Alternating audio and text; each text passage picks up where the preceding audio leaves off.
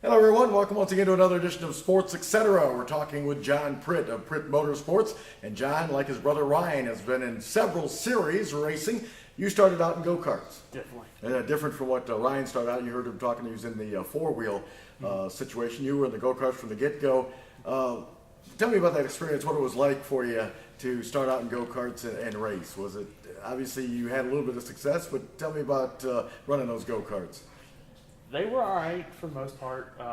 Me being the big bowling ball that I was growing up didn't exactly work out too well in my favor. Right.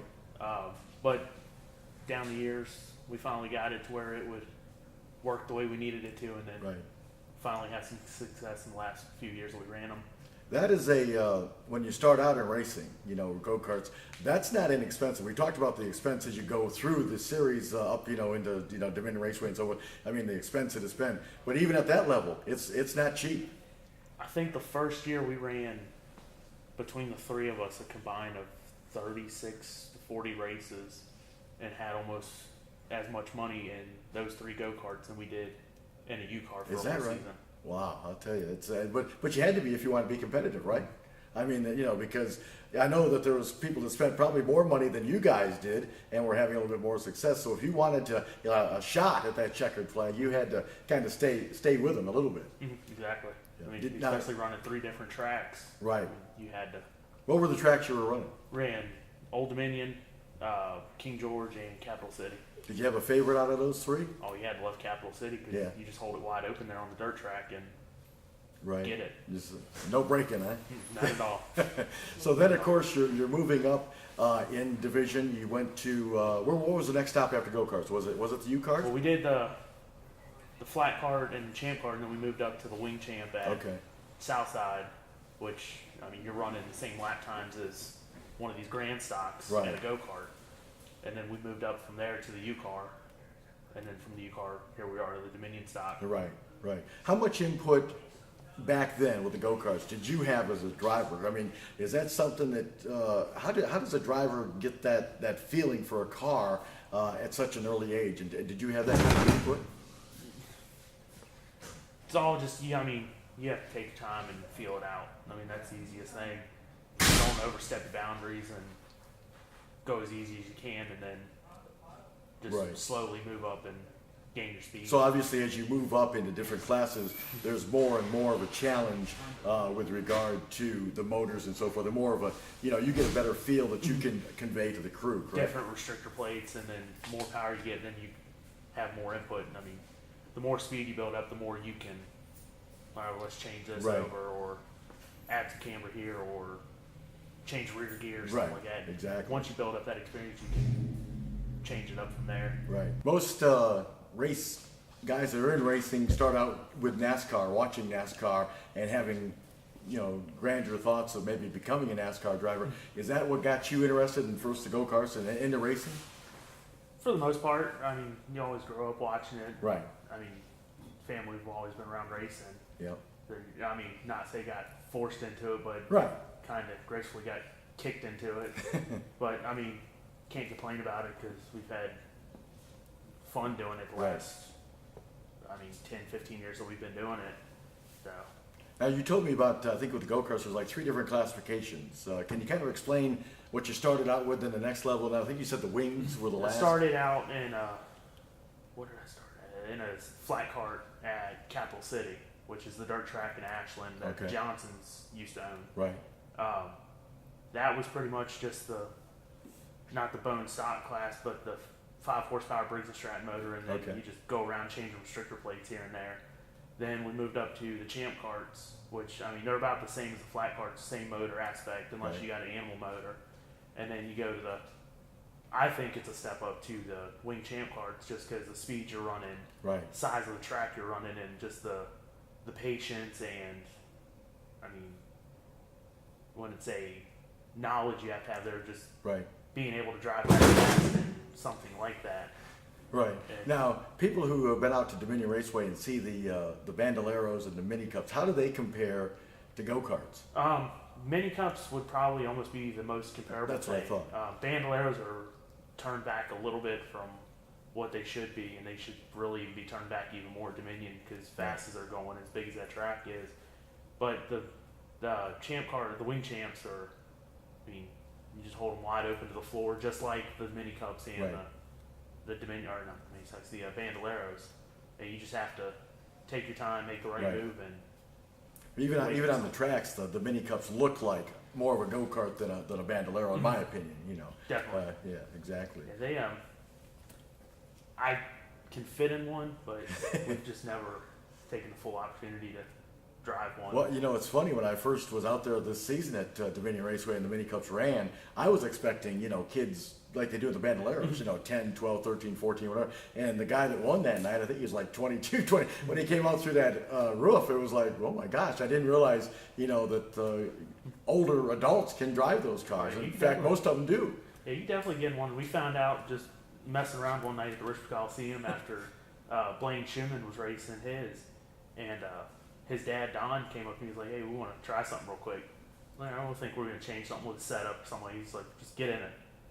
So you went in. And I went in it, and I mean, knees were a little tight, but that's nothing but changing the seat back a little bit and going to it. So maybe we'll talk to him next year and play around with it. Sounds like they had a little fun. Oh, yeah, it was interesting, but I don't know how those guys do it at the Richmond Coliseum. Right. I mean, wide open and just turning.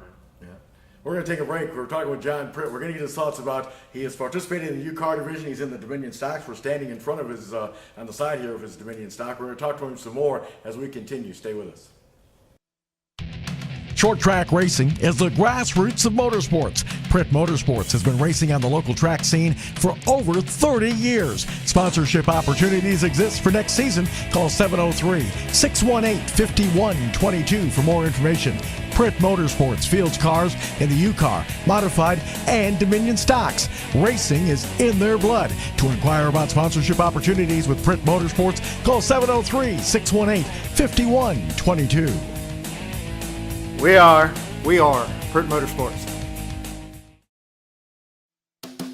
If you're broke down and need a tow, call the professionals at Eagle Towing and Recovery, 540-834-3500. The Tuning family has been serving the area for 50 years. Eagle Towing and Recovery does local and long-distance towing, off-road recovery, and lockouts. Eagle Towing and Recovery, 540-834-3500. The name to remember the next time you need a tow. Eagle Towing and Recovery also services Dominion Raceway. Eagle Towing and Recovery, 24-hour towing service. We may doze, but we never close. 540-834-3500.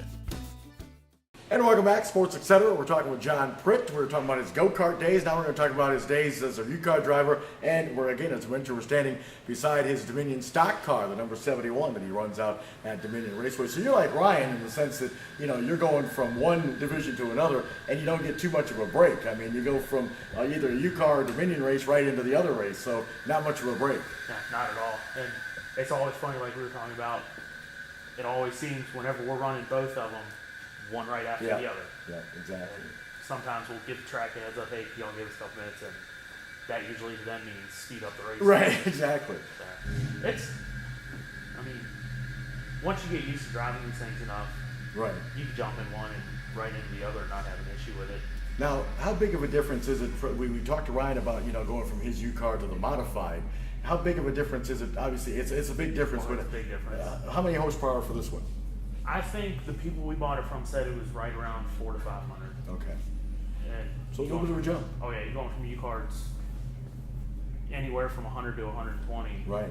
And then get it into this. It's a U-Cars, you go through the corner and right as the car sets, you're back in the throttle all the way. Right. These, if you do that, you're going for a ride. Yeah, right, exactly.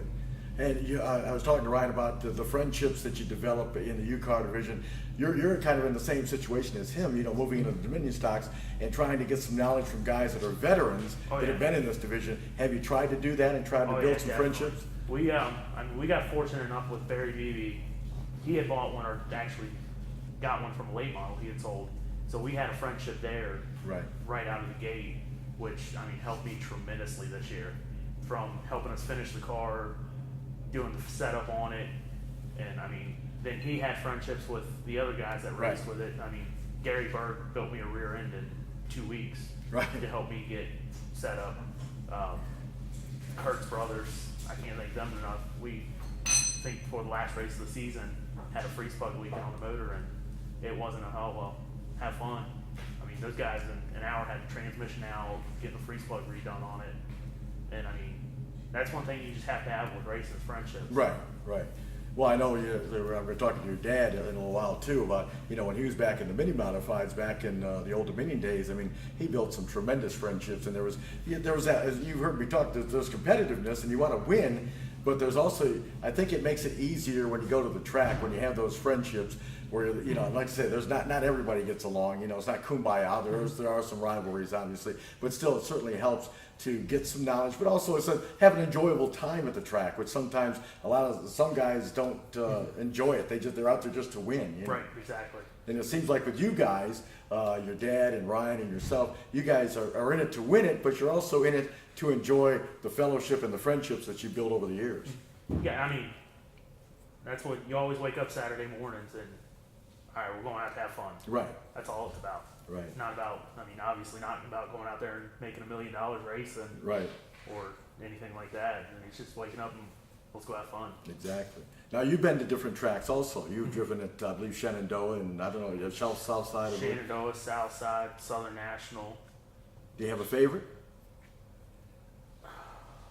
Until last year's Thanksgiving race at Southern National, I love that track. Yeah. And we've never taken the Dominion stock down there, but we take the U-Car down there, and you get the certain set of tires, and Now, how many are in the field there? I think the first time I ever ran there, we had 30 U-Cars start the race. That's a little different than 12 or 13. Oh, and down there, everybody thinks Dominion's a super speedway for those cars. Right. You go to Southern National, that's 4/10 of hauling the mail. Right. You dive into those corners and you think you're Daytona. Where'd you finish? I think dead last. Oh, okay. Well, hey, you had fun. They got twin cam mini stocks we're running against in U-Cars. Right. But we had fun down there. That's all I can say about there. Yeah, there you go. You just you go into the corner and the car sticks. Right. You go to these other tracks, you hear the U-Cars going through the corners, squealing tires, Yep. and looking like they're going to go straight into the wall. Exactly. Not at Southern National. Yeah. You go into that corner and it's doing what it's supposed to do. So what are your plans for next season? We're standing right next to this Dominion stock. Are you hoping to do split work again with the U-Cars, or are you pretty much we're definitely going to split time on both of them again, because these don't run every weekend. Right. So maybe in the off weekends here and there we'll run the U-Car. You got to put two. Which is a nice little luxury. To have. Definitely. It's nice being able to, if I want to wake up one morning and get on a motorcycle and go for a ride, I can do it. Right. Not worry about being at the racetrack at a certain time. Exactly. Yeah. But mainly we'll focus on this just because we didn't get to focus on it as much as we wanted to last year. Right. Or this year, but upcoming year we're going to focus on this one a lot more. You gonna keep the number and paint scheme? Oh yeah. It may change. Colors may change up a little bit, but the number's always going to stay the same. All right. Look for the number 71 out there, and that's also your number for the U-Car, right? Mm-hmm. All right. So the 71 in the U-Car division and the Dominion stocks. John, thanks a lot, buddy. Thanks, sir. Great talking to you, and best of luck to you next season. Yes, sir. All right. That's going to wrap things up on this edition of Sports Etc. As always, we thank you for watching. Have a great night, everybody.